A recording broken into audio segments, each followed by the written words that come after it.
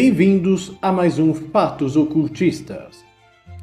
Hoje iremos arranhar a superfície das maiores religiões do Brasil, quais suas proporções, crescimentos e o que há por trás de algumas dessas religiões do Brasil. A lista de religiões no Brasil é enorme, então daremos uma maior atenção às 5 principais, de acordo com a pesquisa Datafolha publicada dia 13 de 1 de 2020.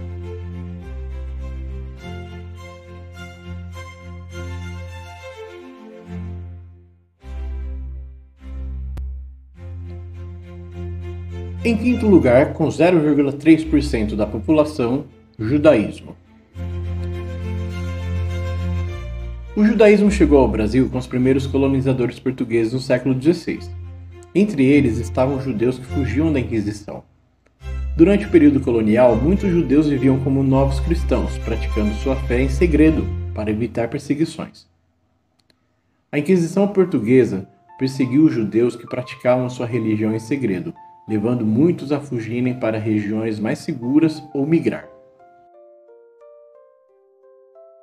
Com a invasão holandesa no nordeste do Brasil, no século XVII, muitos judeus encontraram um ambiente mais tolerante em Recife, onde fundaram a primeira sinagoga das Américas, a Kahal Zur Israel. No século XIX, após a independência do Brasil, houve uma nova onda de imigração judaica, principalmente de judeus vindos da Europa Oriental e do norte da África, buscando melhores condições de vida e fugindo de perseguições. Durante o século XX, especialmente após a Segunda Guerra Mundial, muitos judeus europeus imigraram para o Brasil para escapar da perseguição nazista. As principais cidades de destino foram São Paulo e Rio de Janeiro, onde formaram comunidades ativas e fundaram sinagogas, escolas e centros culturais. Hoje, a comunidade judaica no Brasil é vibrante e diversificada, com cerca de 120 mil judeus espalhados pelo país. São Paulo abriga a maior comunidade judaica, seguida pelo Rio de Janeiro e Porto Alegre. Os judeus brasileiros contribuem significativamente para a cultura, economia e política do país, mantendo suas tradições e promovendo o diálogo interreligioso. O judaísmo tem uma história rica e resiliente no Brasil, marcada pela superação de desafios e pela construção de uma nova comunidade próspera e influente. Quarto lugar, Candomblé e Umbanda, religiões de matriz africana, correspondem a 2% da população brasileira. Ao contrário do que muitos dizem, o Candomblé teve seu início no Brasil, quando escravos trazidos da África se reuniram para louvar seus orixás. Cada grupo, influenciado por sua tribo de origem, fazia suas referências às energias e deuses que suas famílias lhes haviam ensinado. Alguns devotos de Ogum, outros de Xangô, tocavam os atabaques em homenagem e respeito a cada orixá. Assim nasceu o Candomblé no Brasil.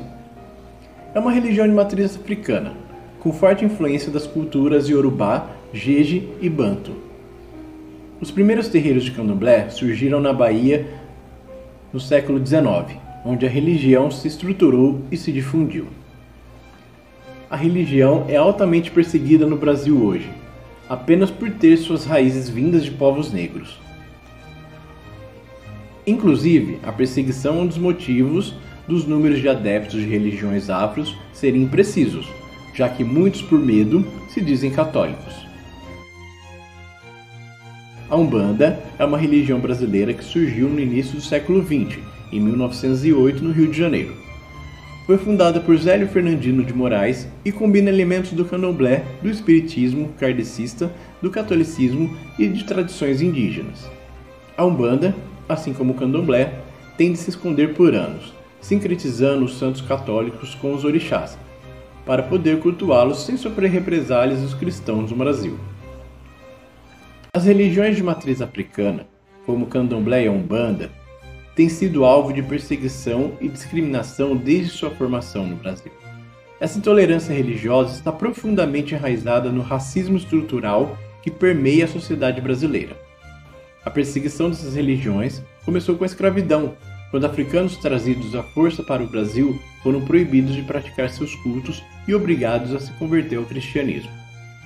As práticas religiosas africanas eram vistas pelos colonizadores e pela elite como primitivas e demoníacas, alimentando um estigma que persiste até hoje. Após a abolição da escravatura em 1888, os afro-brasileiros continuaram a enfrentar discriminação e suas práticas religiosas foram marginalizadas e criminalizadas. A polícia frequentemente invadia terreiros, confiscava objetos sagrados e prendia praticantes. O Código Penal de 1890, por exemplo, considerava as práticas religiosas africanas como curandeirismo e charlatanismo, sujeitas à punição. Em muitas comunidades, praticantes de religiões afro-brasileiras sofrem discriminação e violência, e líderes religiosos enfrentam ameaças constantes. Essa perseguição é alimentada por grupos religiosos fundamentalistas, que promovem a intolerância e o preconceito, bem como por uma mídia que frequentemente retrata essas religiões de maneira negativa. O racismo, por sua vez, está na raiz dessa intolerância. As religiões de matriz africana são intrinsecamente ligadas à identidade e cultura afro-brasileira. Desrespeitar essas práticas é desrespeitar a própria existência e herança dos afro-brasileiros. O preconceito racial e a intolerância religiosa caminham junto, reforçando a exclusão e a marginalização dos praticantes dessas religiões. Para combater essa perseguição, é essencial promover o respeito à diversidade religiosa e combater o racismo em todas suas formas. A educação desempenha um papel crucial ao desmistificar as religiões afro-brasileiras e destacar a sua importância cultural e histórica.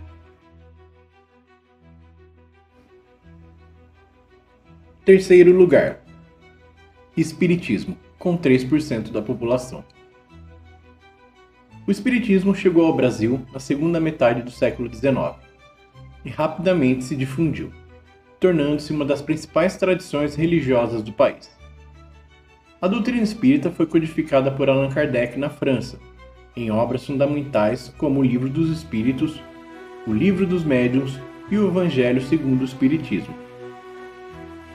Essas obras foram trazidas para o Brasil por imigrantes e entusiastas da nova doutrina. O Espiritismo começou a se estabelecer no Brasil a partir da década de 1860. O primeiro grupo espírita de que se tem registro foi fundado no Rio de Janeiro em 1865. Um dos marcos importantes para a consolidação do Espiritismo no Brasil foi a fundação da Federação Espírita Brasileira, em 1884, que desempenhou e continua desempenhando um papel central na organização e disseminação da doutrina no país. O Espiritismo se popularizou por meio de suas práticas e da integração de elementos culturais brasileiros. Médiuns famosos como Chico Xavier desempenharam um papel crucial na difusão do Espiritismo. Chico escreveu mais de 400 livros psicografados, que venderam milhões de cópias e ajudaram a espalhar a mensagem espírita no Brasil. Além dos livros, o Espiritismo se difundiu através de centros espíritas, onde se realizam palestras, estudos, sessões de cura espiritual e reuniões mediúnicas. A literatura espírita e assistência social e as práticas de caridades associadas ao movimento também contribuíram para sua aceitação e crescimento. De acordo com o censo de 2010 do Instituto Brasileiro de Geografia e Estatísticas, o IBGE, o Brasil tinha cerca de 3,8 milhões de espíritas, representando aproximadamente 2% da população.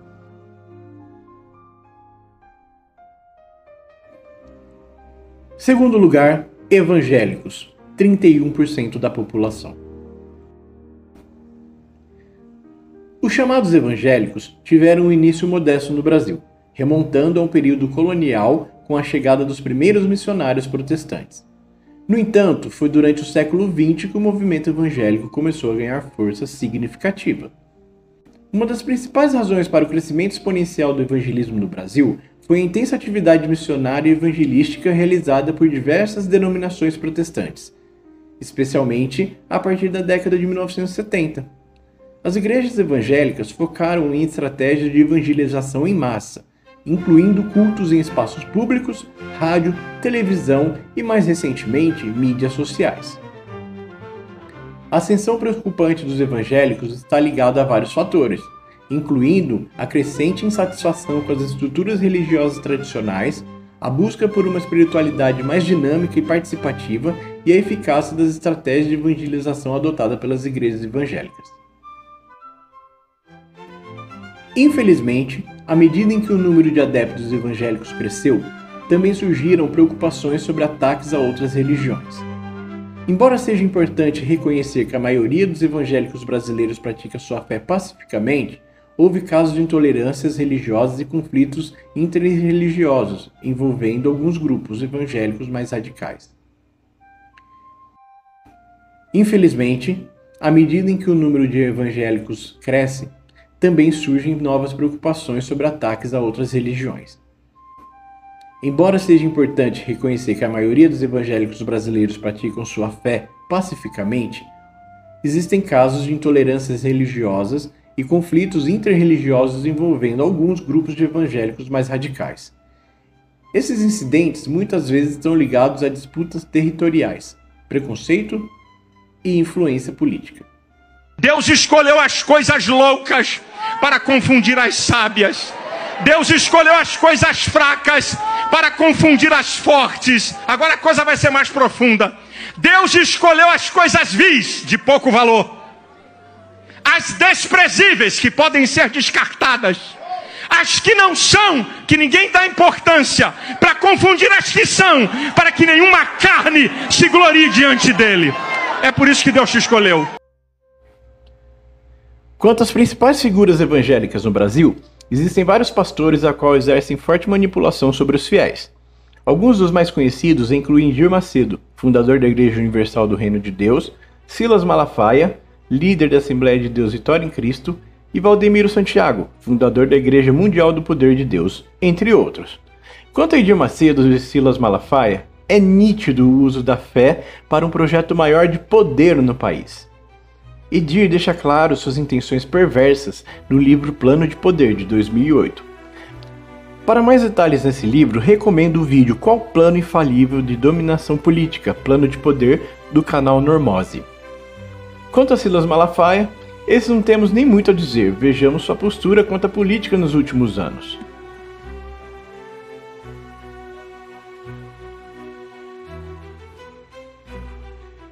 Em primeiro lugar, catolicismo, com 50% da população.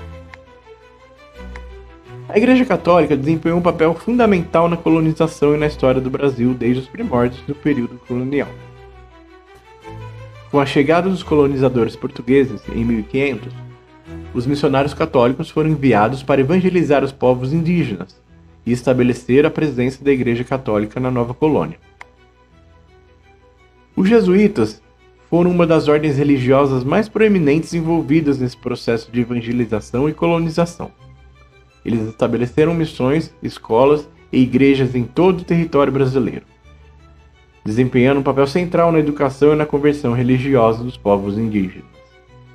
Ao longo dos séculos, a Igreja Católica exerceu uma influência profunda na sociedade brasileira, moldando a cultura, moralidade e instituições. A religião católica foi por muito tempo a fé dominante no Brasil, com grande parte da população sendo batizada e identificada como católica. No entanto, nas últimas décadas, tem acontecido uma mudança significativa no cenário religioso brasileiro. O país passou por um processo de secularização, com o aumento de uma diversidade religiosa e o declínio da filiação católica. Além disso, o crescimento de outras religiões, como os evangélicos, e o aumento do número de pessoas sem religião também contribuíram para a redução da proporção de católicos na população brasileira. Embora a Igreja Católica ainda mantenha uma presença significativa no Brasil e continue a desempenhar um papel importante na vida religiosa e cultural do país, sua hegemonia religiosa foi desafiada pela crescente diversidade religiosa e mudanças sociais nas últimas décadas. Os ataques de padres contra religiões de matriz africana, como Candomblé e Umbanda, têm sido um problema sério e recorrente em alguns contextos, como exemplo, as enchentes do Rio Grande do Sul. E não só no Brasil, mas em várias partes do mundo onde há presença significativa da Igreja Católica. Mas o sofrimento é inerente à existência humana. Mas por que eu estou dizendo isso? Como a maioria sabe, eu sou gaúcho. E eu não tenho ninguém no Mato Grosso do Sul, de familiares. Toda a minha família está lá. Eu tenho acompanhado de perto, hoje começou talvez a pior fase deste momento que eles estão vivendo.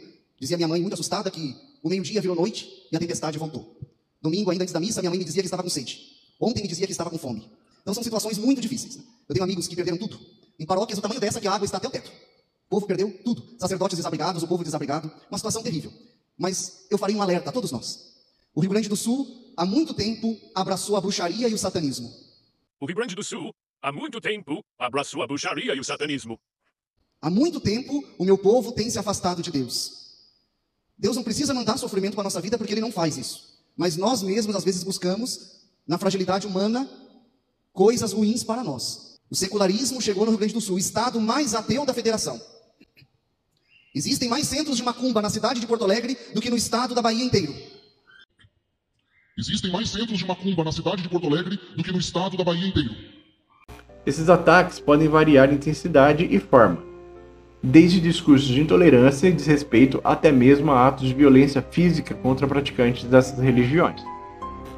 Esses ataques muitas vezes estão enraizados em preconceitos religiosos e culturais, bem como em uma visão de mundo que considera as religiões de matriz africana como primitivas, diabólicas ou inferiores.